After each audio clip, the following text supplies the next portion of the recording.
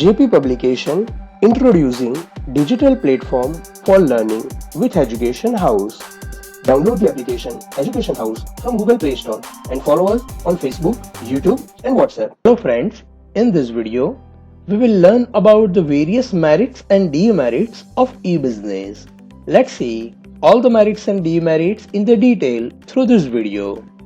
Merits of e-business, in which easy for establishment, lower capital investment, convenience, speed, global reach, movement toward a paperless society and cost reductions are given. Let's see in the details. Easy for establishments. E-business can be established by very easy way in a comparison of traditional business. Knowledge of information technology and a normal technology is needed. हम देख सकते हैं कि जो भी business होते हैं वो एस्टेब्लिशमेंट्स करने में ट्रेडिशनल बिजनेस के मुकाबले उसकी कंपैरिजन में बहुत इजी होते हैं और उसके लिए नॉर्मल इंफॉर्मेशन टेक्नोलॉजी का और मॉडर्न जो टेक्नोलॉजी होती है उसका प्रॉपर नॉलेज रिक्वायर्ड होता है. Lower capital investment. In e-business, capital investment is lower in comparison of traditional business because no more requirement of physical stocks and place is there, even if administrative expenses are also lower. E-business में capital investment बहुत lower होता है traditional business के मुकाबले में comparison में, क्योंकि हम देख सकते हैं कि traditional business में physical stock या place की requirement होती है लेकिन e-business में उन सब की requirement नहीं होती और e-business में जो administrative expenses होते हैं वो भी बहुत कम होते हैं. Convenience. In traditional business, 24 hours, 7 days in a week and 365 days in a year, shopping is not possible. But through e-business, full-time shopping means full-time business is possible. So no bound of time is there. हम देख सकते हैं कि traditional business में हम 24 घंटे सातों के साथ वीक के दिन 365 दिन सालाना कभी भी ट्रेड नहीं कर सकते, कभी भी शॉपिंग नहीं कर सकते, लेकिन ई बिजनेस हम फुल टाइम बिजनेस के तौर पर कर सकते हैं. यानी ई बिजनेस से फुल टाइम बिजनेस पॉसिबल है जिसमें कोई भी टाइम बाउंड नहीं होता. Speed. Traditional business is slower then E business. Exchange of information, transformation of goods is quickly performed in E business. So expansion of the business on large scale become possible. In short time duration it can be easily developed.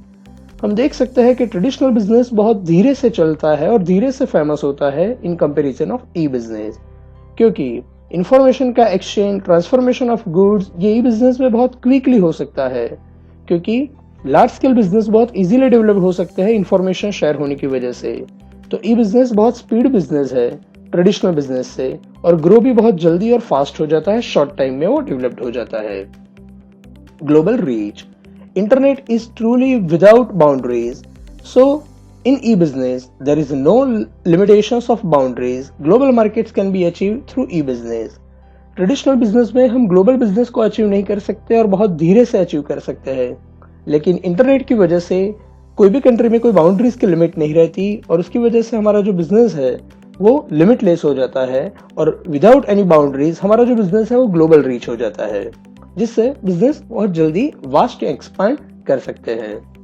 Movement towards a paperless society. Use of internet reduce the dependence on paper work even if in many segment of the business work is done by online manner. So data stored in electronic media form, so paperless society is generated. As for example e-filing, online complain, online form filling etcetera. हम देख सकते हैं कि internet की वजह से ही paperless की जो डिपेंडेंसी थी वो कम होती जाती है, यानी पेपर पर हमारी जो डिपेंडेंसी थी पहले वो कम होती जाती है, क्योंकि ई बिजनेस में हम सबसे ज्यादा ऑनलाइन मैनर से डेटा स्टोर करते हैं, इलेक्ट्रॉनिक मीडिया के फॉर्म में डेटा स्टोर करते हैं, जिससे पेपरलेस सोसाइटी का जनरेशन होता है. जैसे बहुत सारे e-filing, online complain, online form filling, ये सभी सेगमेंट जिसमें पेपर की रिक्वायरमेंट बहुत कम रहती है.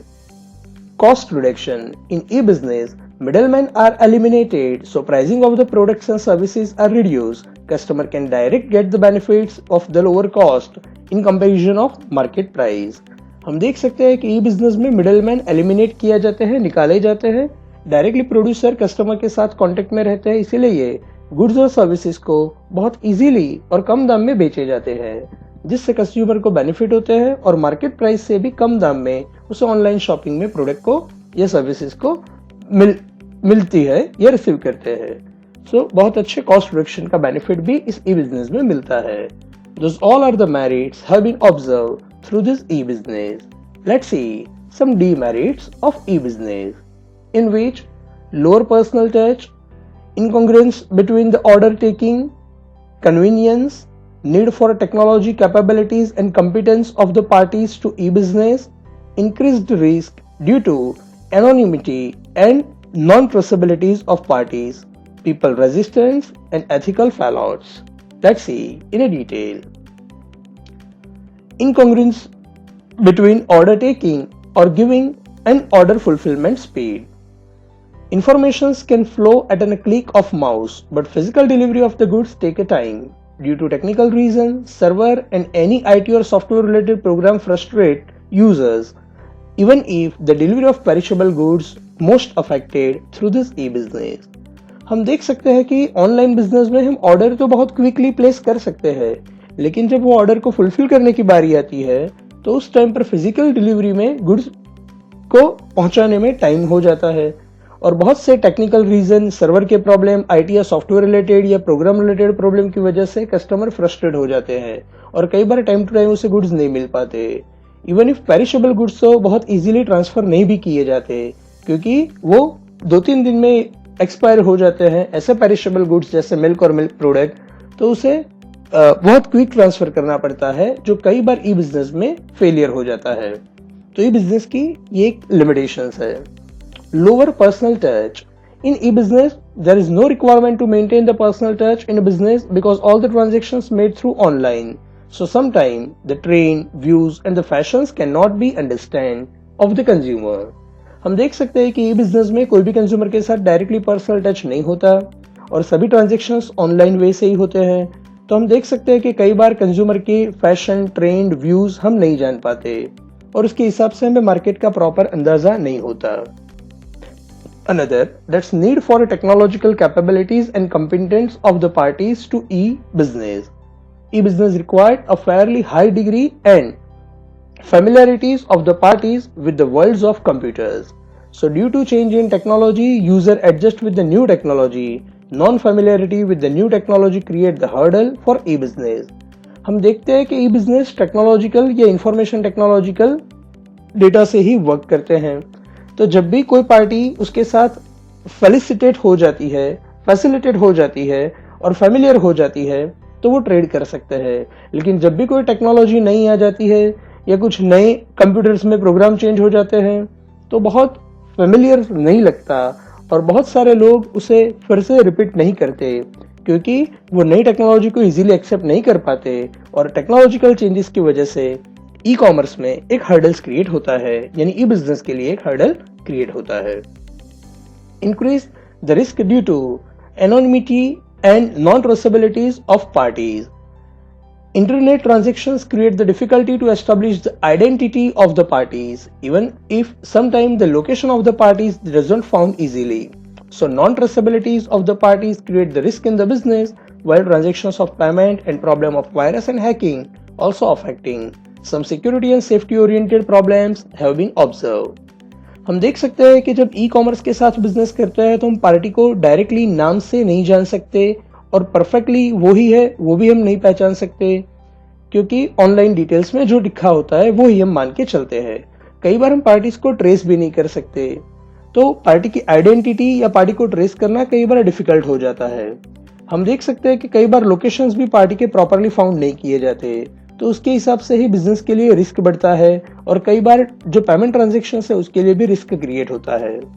कई बार हम देखते हैं कि वायरस और हैकिंग भी उस रिस्क में इन्वॉल्व होते हैं और उससे भी बिजनेस के लिए एक लॉस होता है और सेफ्टी के प्रॉब्लम्स क्रिएट्स होते हैं, यानी सेफ्टी अच्छे से मेजर नहीं होती और बहुत सारी कंप्लेंट्स कस्टमर्स के वहां से भी आती है। People resistance. Due to the change in technology quickly, people are not adjustable quickly, so people feel stress and a sense of insecurity. Level of literacy also impacts on it. हम देख सकते हैं कि बहुत सारे लोग उसको अवॉइड करते हैं क्योंकि जो भी टेक्नोलॉजिकल प्रॉब्लम्स होते हैं और क्विकली जो टेक्नोलॉजिकल चेंजेस आते हैं उससे पीपल बहुत अच्छे से एडजस्टेबल नहीं हो सकते। कई बार वो स्ट्रेस फील करते हैं और सिक्योरिटी भी नहीं फील करते, यानी इनसिक्योर लगता है उसे। तो उसकी वजह से ही पीपल ऑनलाइन बिजनेस को या ऑनलाइन ट्रेडिंग को अवॉइड करते हैं। कई बार वो फिजिकली ही गुड्स को परचेस करना पसंद करते हैं। और कोई भी कंट्री में जितनी लिटरेसी लेवल होते हैं वो भी बहुत सारी मैटर्स को या ई बिजनेस को इम्पैक्ट करती है। हालांकि देखा गया है जहां पर लिटरेसी लेवल ज्यादा है वहां पर ई बिजनेस बहुत अच्छा एक्सपांड हुआ है, लेकिन जहां पर लिटरेसी लेवल कम है वहां पर ई बिजनेस कम डेवलप्ड हुआ है। Then ethical fallouts. In e-business, problem of ethical fallouts have been observed. Some email, data file and personal details can be tracked by use of electronic eye. So some ethical issues arises in e-business. हम देख सकते हैं कि e-business में बहुत से ethical fallouts have been observed, यानी बहुत से ethical fallout हमने देखे हैं, faults देखे हैं। बहुत से email, data file, personal details, कई लोग उसको ट्रैक करके उसे मिसयूज करते हैं और इलेक्ट्रॉनिक आई के जरिए हम पर ऑब्जर्वेशंस रखते हैं, जिसकी वजह से उसे ट्रेस करके उस इंफॉर्मेशन का मिसयूज करके कई बार वो फाइनेंशियल लॉस भी क्रिएट करते हैं। तो बहुत से ऐसे एथिकल इश्यूज ई बिजनेस में अराइजेस होते हैं। Those all are the various limitations have been observed in e-business. Thanks for joining with us. Have a great day.